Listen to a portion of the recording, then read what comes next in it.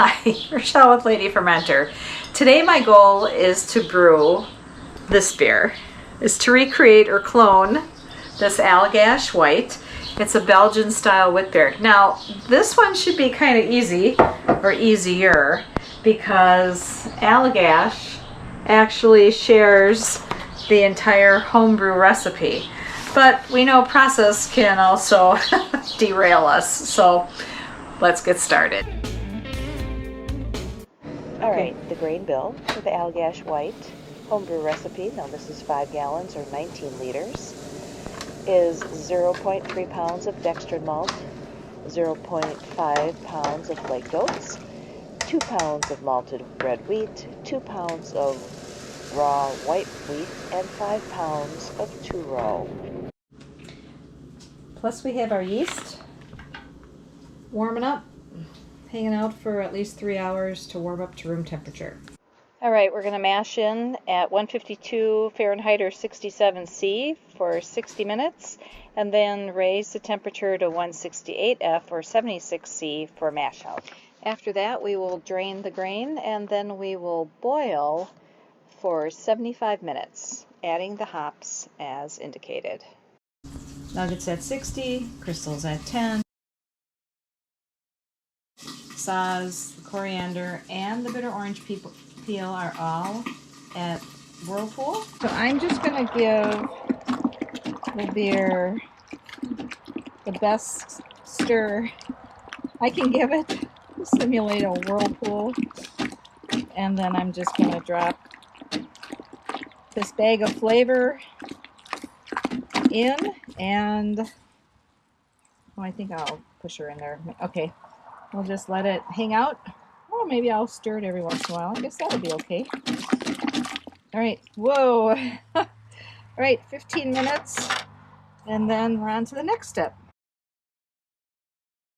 All right, so I apologize. I completely forgot to film pitching the yeast, but I pitched the Omega Wit Beer yeast. Pitched it. Was 65F. I'll put Celsius on the screen for you. All right, so what I did do though is I did let it open ferment, defined by sanitizing a piece of foil, and I didn't have the top and the gasket. I just let it on top, and then when it got to, I think it was 10:10, then I put the lid and gasket and airlock on, just to be on the safe side. And so now, let's see, the tilt has been reading 10.7 for the last couple days, so I think it's ready to cold crash. But I am going, since the tilts haven't been very accurate lately, I am going to just double check it with the Easy Dens and see what we get. Let's see, too many apps on this phone. Okay. So we'll see, maybe. I'm hoping, fingers crossed, that things are, I'm not sure, it's already, it's kind of fun to see because it's kind of settling out already. But we'll see what happens. All right, I got it turned on. All right.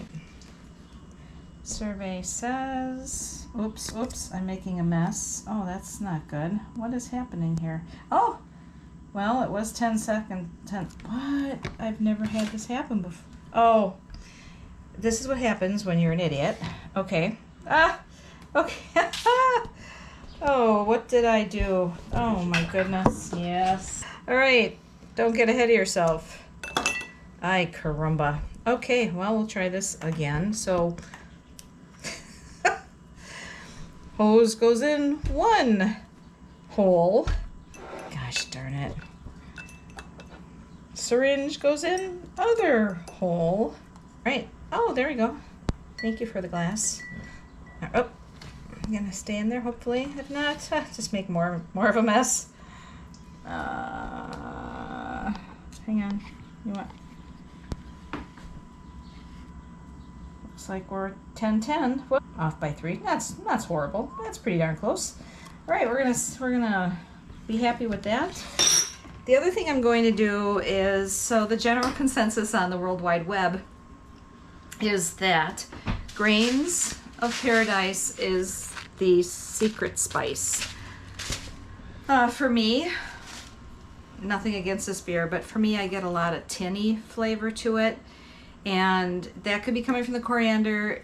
It could be coming from this, because I have no experience with this, and I did not put this in the beer because I wasn't sure, but I get a lot of white pepper.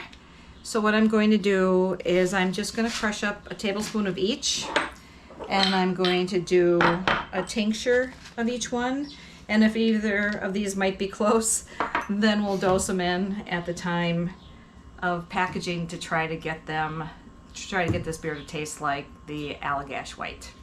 So wish me luck. Okay, so if you've made it this far, before I get to the tasting, I just want to say we appreciate that you're here, and if you would please do us a favor and if you like our content, what we're sharing with you, please like, subscribe. Our goal is to get to 1,000 subscribers by the end of the year, and if you share it with somebody who you think might like the information, or if you comment, those are all things that are perfectly free to you, but really, really help our channel. So if you do any of those or all of them, thanks a pint. All right, so this is the Allagash clone attempt, I'll call it. So this one is the one I did. This one is grainy. The malt is grainy to me. A little sweetness, getting some citrus, and you can definitely, or I can definitely smell the coriander. Now this one I thought was good enough. I did not use the Grains of Paradise because I have no experience with it, and so I didn't put it in, but I did do 2 tinctures, neither of which I used.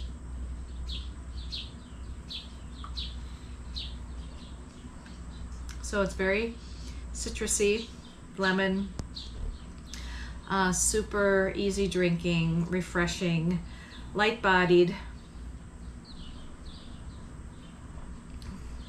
I get grainy malt flavor.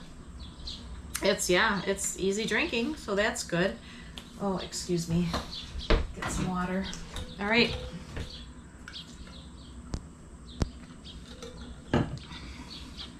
This is the Allagash. This one is noticeably more citrusy on the nose. Really lemony. I would say a brighter citrus flavor. Don't get much of the grain. It's not as grainy. You get a little grainy sweetness in the aroma, or neutral, I would call that.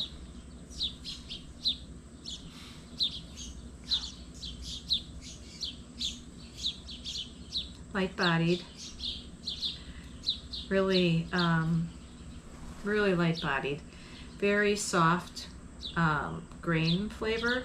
This one, the one I did, is more grainy. The malt is more present. There's really very little bitterness just at the finish, which makes it really refreshing. But I'm not getting a lot of malt presence here. This one really lets the citrus and the hop and the coriander kind of shine through a little bit, much better really than what I did. All right, now I did grab clear glasses so we could see. All right, this is the one that I brewed. And like I said, I should have been able to get pretty close because they shared the recipe. And this is Allagash. Oh my gosh, look at the color difference. All right, well, that says a lot. So the 5 pounds of pale ale is probably where I screwed up, if you want to call it that. They both taste fine, but that darker, I used a craft malt